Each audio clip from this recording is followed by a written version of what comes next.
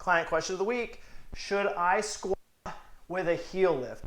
My answer: yeah, it probably wouldn't hurt. And here's why. I understand the argument of if you have poor ankle mobility, we're going to work on ankle mobility and we're just going to adjust the lifting to meet your ankle mobility where it's at.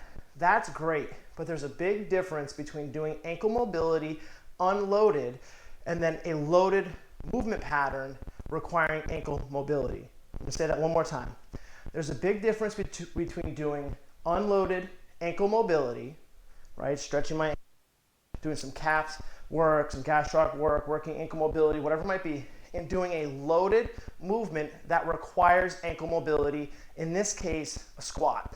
Even something like a simple bodyweight squat or a goblet squat, even before you get to a bar on your back or an extended load, I think we need to appreciate that working under load, a little different than doing a basic ankle mobility exercise, even if you're applying tension. I'm not trying to get into the semantics of it, but there's a difference. I think we can appreciate that. So 2 ways to work with a heel lift. I'm going to use some 2.5-pound plates. The variation number 1 is probably what you see in most gyms online, most coaches are requiring.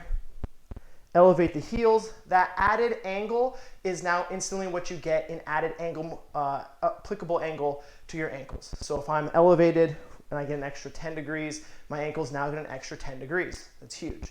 The second way that I like to use plates, and this is maybe something that isn't very common, is I'll bring my 2 plates together. 2.5s and 5s work really well for this. And what I'm cueing, not necessarily is my heel lift, but the arches of my foot to peel away from the ground. A lot of times we think ankle mobility is the problem, but really foot stability is the problem between the big toe, little toe, and heel.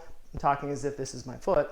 Big toe, little toe, and heel, creating that cup or that active foot into the ground. So what I'm able to do with my plates is now give myself a little bit of a cue to peel my foot away, drive my toes into the ground, and then corkscrew my knees. Now I feel my inside arches a little lighter on the plates, and that's going to put me in a better position to achieve my squat relative to the actual dorsiflexion or bend I can have in my ankle. So 2 different ways to squat with some assistance at the feet. 1, elevate the heels. 2, get a little proprioception in on the arches of your feet. Give it a try, see how it goes.